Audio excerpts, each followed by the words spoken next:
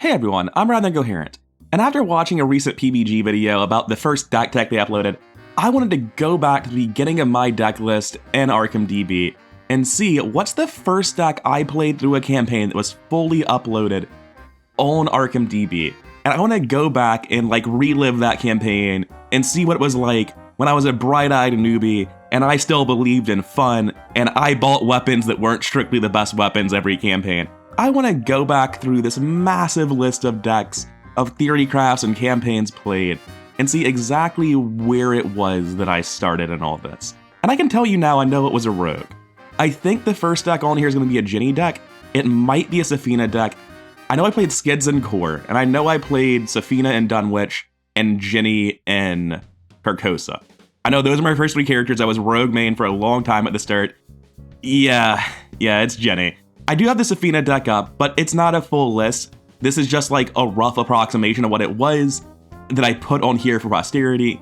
And then I got into this Ginny deck, and I'll open up all of these, and we'll go through step by step and see the deck build I had for Ginny Barnes in my third campaign. And oh no, this is exactly what I was afraid of. I knew it would start like this, but I was hoping it would at least have a fifth flex card that wasn't these two. I think we should start off with the frame of mind I entered this Ginny game with. I had played Skids in the core set, and my only memory of the core set is yelling, "There's jewels in these trees!" as I used burglary to generate resources that I didn't need, because I don't know what the core set Skids deck was supposed to do, but it did nothing. And realistically, looking at Skids, and especially looking at the recommended core set deck, it shouldn't do anything. That's an accurate experience to what anyone playing core set Skids should see. So, I go into the second campaign into Dunwich with a Safina deck. And Safina does fine. I had a good time with Safina. But I knew I didn't need to be there. See, our main clover in a 4-player game, we had Roland, Safina, Wendy, and untabooed Rex with untabooed Milan with untabooed higher education. So, on the one hand, I might have done well, but I was pretty sure that if Rex was alone with a bodyguard, he could have got all the clues he needed to finish the scenario on his own, which wasn't an exaggeration. That is 100% true. That character was so broken without taboos. So I go into my third campaign as a rogue. I'm trying to make this class work. I keep feeling like the weakest member of my team. So I think, what if I was able to use Ginny's seemingly useless extra money to give it away to other people? If everyone else matters more than me, I'll just support them. Problem solved. And I know that this doesn't go well. Aside from teamwork and Charles Ross Esquire to try to buy shit for my teammates, what else did this do? Flashlight, lockpick, so I was trying to flex with those and Maulsers. Apparently I'd heard about fine clothes being good in Carcosa. That surprises me. I don't think I'd have run these without that knowledge, so apparently I knew this going into my blind playthrough of Carcosa, is that fine clothes were supposed to be good in it. I have Leo DeLuca because, God, why would you not have Leo DeLuca? I'm running Liquid Courage. I guess if I'm trying to support my teammates, that makes sense. Contraband. Oh, no. So, my plan of supporting my team isn't gonna go that well. I don't remember who our main clover was in this. We were playing 3 players this campaign. Our main fighter was Mark. And this Contraband's not gonna go away. Of all the support stuff I'm doing that's not working that well, Contraband's gonna stick around. And I'll talk about it more as it becomes the last man standing of this support package I'm trying out. Why do I run Daredevil? Wait, no, what's this in the deck for? All this does is mill my whole deck if I play it, right? I play Daredevil, it pulls the other Daredevil, and then it discards my entire deck except for the weaknesses. What? I can only assume that I didn't know what this card did, or I put the wrong, we were playing physically, maybe I put the wrong card in the build. I don't know why Daredevil's here. This is genuinely confusing for me. And I had played 2 campaigns at this point, and I knew that Guts was an important card. It didn't matter if I passed my book check, the Seeker will do that. It didn't matter if I failed my fist check, the Guardian will do that. And it certainly didn't matter if I tripped anyone, because dear God, had Foot not solved any problems in those first 2 campaigns. But I knew that head test mattered, and I put Guts in the deck, and that is a sentiment I can get behind. Oh, also, Untabooed Elusive is here, and that was also a really, really good decision. That card's nuts. I'm not quite sure why I'm running You Handle this one, and a character with 3s in every defensive stat. It's just a little bit off. I don't know what the best Ginny deck with up to Carcosa is, but I guarantee you it's not this. even if you want to support your team, teamwork's pretty much just a meme card. Cause like, what am I doing? I know what I'm doing, right? I'm playing the Malzer or Jenny's 45s. I remember doing this. I played Jenny's 45s with almost all of my money, contrabanded them, and then teamworked them off to Mark at least once. I'm not sure that's right. Oh no. I know I had it set up to do that. I think I was about to do that, and Mark said I drew shotgun. I was like, oh, cool. I don't know why I have teamwork then. I think that's what preceded me taking teamwork out of the deck, but let's go through the upgrades and see how they went. And I'm expecting to see pretty large experience numbers here. I think this is when we implemented the, this was a house rule we used for a long time at the start of our campaigns. We had a rule after our Dunwich campaign. Let me go show you my final Safina deck from Dunwich real quick. It'll explain this. My final Safina deck in Dunwich had like an unreasonable amount of experience for a Dunwich deck, even with 8 bonus experience. This is like 51. I know that Rex was running 2 copies of Delve Too Deep, and that I was also running 2 copies of Delve Too Deep. And I want to say that we came pretty close to getting 4 per scenario, and we kept them in all the way through scenario 7 like assholes. And by the end of that, we all hated the card and agreed never to play it again. However, made the compromise of, we're just going to keep 1 Delve Too Deep in the victor display as though we had been, you know, having a bad time in playing this card, to not voluntarily gimp ourselves. Until over time, we eventually were like, you know what? The problem isn't that we should have gotten more Delve Too Deeps. The problem is the game shouldn't have Delve Too Deep in the first place, and we just banned it at our table outright. So coming back over to this, it looks pretty close to full completion in our second scenario, right? 7 experience. I don't have Karen's Obel? I can only assume it hasn't been out yet, because Karen's Obel is such a ridiculous card. We did have a very limited collection at this point in time, and that's going to affect like a lot of suboptimal decisions. I can't really blame a limited collection for all of this, but it's at least partially involved. So I upgrade my lockpicks, that's a good decision. Oh, I see. Daredevil does nothing on level 0, but when I buy all in, it guarantees that I commit all in immediately. I must have thought all in was insane. I was like, dude, it's easy. You just pass the skill test and you draw 5 cards. Like, that's nuts. You just draw a sixth of your whole deck. It's wild. And then I just built my deck to Daredevil all in immediately. I mean, I can get behind that. That's the kind of dumb, clever shit I expect out of myself. Thinking way too hard for something that's not that good in the end. Because I know I never did this strat ever again. Looks like I rolled Obsessive for my weakness. That's a frustrating card. Especially if you're trying to use like Teamwork and all in, and you just randomly discard them, but it's fine.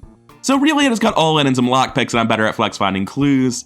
And then we go into the Asylum scenario. I just get another all in. I mean, it checks out. Like, if I'm gonna build a pile of garbage and try to draw through it at breakneck speed, may as well commit to it, right? I've never seen a deck as good at drawing Teamwork and Charles Ross Esquire as this one. That's really just a testament to people not building Joe and Rex garbage, though. Because let's be honest, like, any Seeker really could draw their deck faster than this. They just need access to Teamwork, right? Oh, it's so sad. I didn't even build a deck that's good at drawing Teamwork. And I think worst of all, why do I want the Teamwork? I can't even play the 45s and give them away, because odds are I'll have lockpicks in play already, so I'd have to discard. Oh, it's so bad. This is atrocious. Thank God Rex was a part of this party. Oh no, he wasn't. We had a Seeker. It might have been Harvey, it might have been Daisy. We had a competent Seeker. I didn't actually have to contribute, it was fine. And besides, I was flex, full support, jack of all trades. Sure, those are fancy words to describe not doing a whole lot, but I'm probably getting a clue a turn with this build. Really, I bought 2 copies of All In before the charisma I needed to play Leo DeLuca? I can only assume that Charles Ross Esquire was obviously useless to my teammates, so I just wasn't playing him, so I didn't care about charisma. Because there really should be a charisma here. This is such a weird upgrade path. And then going to the next one, we upgrade our contrabands. I can tell you now, Mark Harrigan has bought a shotgun at this point in time. There is no chance that he hasn't if I'm upgrading contrabands. And Teamwork is still in the deck. Did I ever get rid of it? Yeah, I eventually get rid of Teamwork. Don't look at that too long. You can see the death of fun through this upgrade path. This is why I'm so happy that it was the Ginny deck that was my oldest one. Moving on from this, I've started upgrading Mark's shotguns. I'm violently aware that like my stats suck. I'm not doing anything. I'm getting 1 clue a turn with lockpicks. So we go into the next upgrade. I get 8 experience. I had 2 banked. It's like, all right, I'm gonna get Streetwise because it's not taboo. This card's obviously insane. start paying to pass tests and contribute, get a charisma so I can, get 4 actions a turn, and I'll get 2 adaptables because my deck's garbage and I'm gonna start changing things.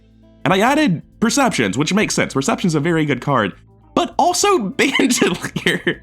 And I don't know why Bandolier was a card I added.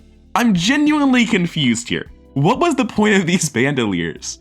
Am I building towards something else in my hands? Yes, I am. Okay, I see. These Bandoliers should be something else. I have 2 copies of Adaptable. I can get the Bandolier when I need it. Maybe I can't. Let's see what my next Adaptable swaps are. I've cut Liquid Courage, Fine Clothes. I'm down to 1 Teamwork. I mean, Liquid Courage is a card I've never had perform remotely well, so I understand why I didn't cut both Teamworks. But I can't help but feel Liquid Courage. I mean, honestly, probably Fine Clothes is the card that I shouldn't have cut here. I don't know. The deck's a mess, and this is the point where I finally used for the first time my favorite Rogue strategy. My favorite thing in all of Rogues is realizing you built a bad deck and buying 2 copies of Adaptable and just panicking. Like, oh yeah, I need 4 level 0 cards every scenario for the rest of the game. That's way better than anything else I can do in my experience. I just have to bail on my entire deck concept. Thankfully, whatever deck concept I'm going toward, I'll draw through it really quickly thanks to Daredevil All In. Hopefully I don't discard anything important because I can't recur it. I guess I could Adaptable and Resourceful, but that's not a thing that's going to happen. Moving on to the next upgrade, we've cut Pilfers. I know I wasn't able to afford them even as Jenny. We cut my second Flashlight, my last Teamwork. Charles Ross is finally gone. We bought Lola's Faustian Bargain. I can only assume that we proxied Faustian Bargain, because that doesn't make sense. Holy shit. I was just like, look guys, my deck is terrible. Can we pretend we have Faustian Bargain? I'll print it out on card stock, whatever. And apparently we were cool with that. That shouldn't be there. Oh man. It's so sad. Faustian Bargain's just objectively better team sport than Charles Ross Esquire. Oh no. I was like, hey, I'm not doing anything. Can we... I didn't get Faustian Bargain because it was good. I was like, hey, I'm failing to support you with Charles Ross Esquire. Can I proxy a card that actually supports you effectively? And I proxied the best economy card in the game to give to my teammates, not for Jenny. This isn't a big money deck. I don't benefit from big money beyond spending it for clues. Oh my god, we proxied Faustian Bargain so that Jenny could have a support card. What the fuck did we use for curse tokens? I don't remember this. Did we finish the campaign online? Is this when we started using tabletop sim maybe? Because I don't remember. Oh, we had coin capsules at the time, I think. We could have just put a piece of paper inside of some things we weren't using, huh? Yeah, we just used straight up empty coin capsules for curse tokens. I remember this now. I completely forgot about that. And I've added 1 shortcut and 1 liquid courage back. Why'd I take the liquid courage back? Why is that not another shortcut? All right, let's actually take stock of what my role in the team is right now. At this point, my main role appears to be Flex Clue Finder. I've got double lockpicks. I have Lola and Streetwise to buy success at investigates and buy clues.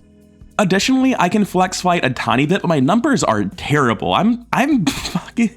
This malls are shooting at +1 against an Acolyte. These numbers are unusably atrocious, and I have no doubt that I was realizing this every time I had to shoot the guns.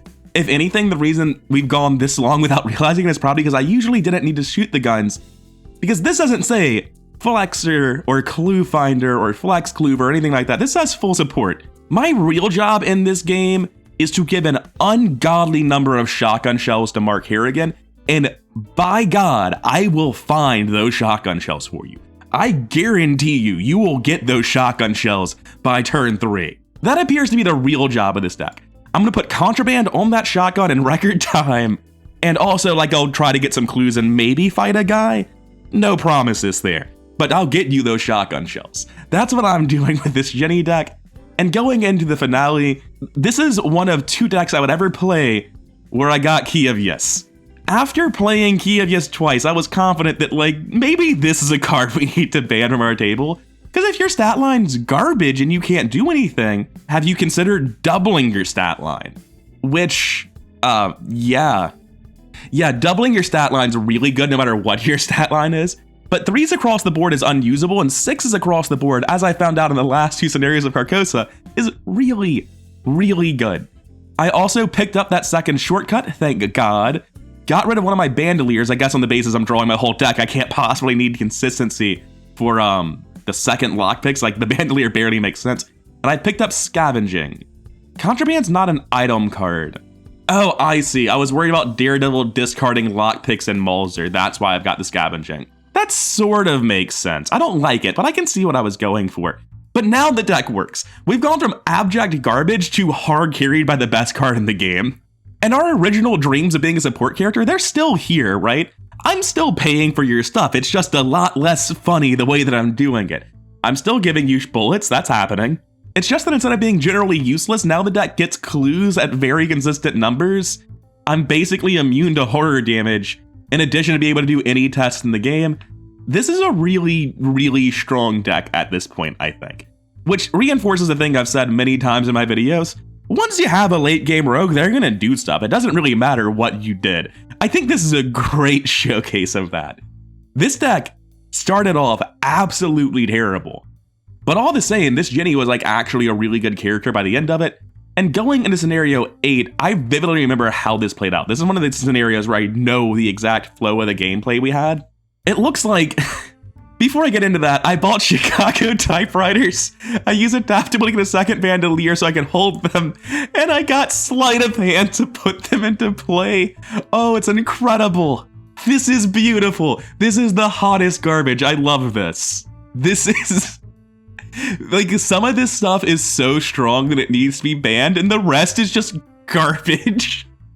Sleight of Hand had to be reworked. Key of Yis was made exceptional. It's still so broken we ban it. The deck is using All In to troll Contraband from Shotgun Mark Harrigan to cheat Chicago Typewriter into play and to get Key of Yis. Like, at the end, I am rapidly accelerating about as quick as a rogue can go towards some of the best stuff in the game. Now, this could obviously be better, right? I'm sure I've some experience somewhere. There should be Daredevil level 2. These Scavenging should be Deep Knowledge. It's like for the full collection doing this again, I could make a much better version of this deck. But honestly, here at the end of all things, this looks like a very real deck. And I remember exactly how the final scenario went. I played Contraband on Mark Harrigan, and Mark went to go have a one-on-one fight with Conviction Haster. He just went to the middle with a shotgun and a shitload of soak and fought Haster alone. We did not run him in a circle like you're supposed to. Mark just fought him. And meanwhile, I palled around as the actual flex fighter in this scenario with Rex, because I had a Chicago typewriter and the ability to cheat them out with Sleight of Hand and get extra bullets with Sleight of Hand. Like, I actually got to play a real character where I killed things and I got clues and I meaningfully supported people. And it took, 7 scenarios of kind of miserable gameplay to get here. But yeah, in the end, you make a 48 experience rogue, they're gonna do stuff. It's hard to make one that doesn't. This deck is a trip. I love this level 0 deck. I love the bright-eyed optimism of let's try to make a support Ginny. Followed by the realization that not only can Ginny not do anything, but I've made a deck that doesn't help her do anything. And additionally, my teammates didn't need me to support them, and my support cards don't do anything in the first place. And like this gradual transition of like, what am I doing? Where initially I'm still like in denial and trying to do it faster with all ends. And then like, wow, I'm really efficiently drawing a bunch of terrible cards. What do I need to do? And I completely bail on the deck and just like become someone else in the second half of the campaign. Get hard carried by Key of Yes and make it look like a real character right at the end. Hilariously, even though the character is built terribly, this is representative of what Ginny's power curve actually is. Scenario 1 would be garbage because instead of the Twin 45s, you have the Green Man medallion. And then you suck in the first scenarios because of that, but then your experience ramps up and you get here and you're unstoppable. This is actually properly representative of Ginny's power curve for all the wrong reasons. I think this deck really effectively shows off a problem I have when responding to comments about the power levels of things and optimization, is it's hard to explain concisely that you can make something that feels good and was effective and is super interesting and it's just trash. It's so hard to explain that, like, yes, this won Carcosa, and I was a relevant part of the team, and I can make a deck like this that didn't start off like this, and it would be a better version of that. But this Ginny is just like a C-tier bad character. It's getting hard carried by Key of Ys, but at this point we're just arguing about Key of Ys being busted. Also, I really enjoyed that I just didn't protect the Key of Ys at all. My plan was like, I've got Sanity Soak in play, like 2 of it before my allies die. I have 6 in head. And guts. Why would I take more damage? What are you talking about? That's so Oh my god, I have scavenging to get back Kievius. That's the real reason it's in the deck, in case it breaks. I don't need to protect it. Oh, that's degenerate. That's awful. I'm not 100% sure. I know I was aware I could have done it. I don't think I actually did. I think on turn 1, I said, hey guys, I'm going to play Kievius, and then I played Kievius. And then I said, should I say Herald 3 times real quick to charge it up? And everyone looked at me. We called Haster Herald, because if we called him Haster, we would take a horror. And they were like, on the one hand, having +3 all your stats would be really nice, but you're going to feel like a dipshit if you just immediately draw horror damage, autofill it, and lose your Kievius. And I was like, fine. And I could have done it. I'd have just gotten away with it. It would have been amazing. I think I went like 5 or 6 turns without taking horror damage in the finale somehow. And I was like, you know what? Screw it. Haster, Haster, Haster. And I should have just done it earlier. This deck is nice. This is a really interesting like arc for the character. I think my favorite thing in all of this, where is it? It's proxying Faustian Bargain because the support cards I was running were too weak. That's so funny. Oh my god, that's incredible. I can't believe I forgot I did this. Anyways, I hope you've enjoyed this trip down memory lane with me. I had a blast rediscovering what a nightmare my support Ginny had been. Oh, it's so sad, I didn't realize. I changed the name from full support to hybrid support to then genuinely flex. I was like, you know what? I'm a real character now. None of this hybrid nonsense, none of this full support nonsense. Now that I have the key of yes and a Chicago typewriter, I'm just a proper flex character. You can literally see the title changing with my diminishing enthusiasm. Oh, strong isn't always fun. That's the moral of this story. Also, fun isn't always strong. Don't put these cards in your deck. It turns out they're only fun if they do stuff, and these cards didn't. Anyways, I'm starting to ramble back into it again, so I'll end it here. I've been Rather Incoherent. Hope you enjoyed the video with me. If you did, like, comment, subscribe. I really appreciate the support, and I'll see you in the next one.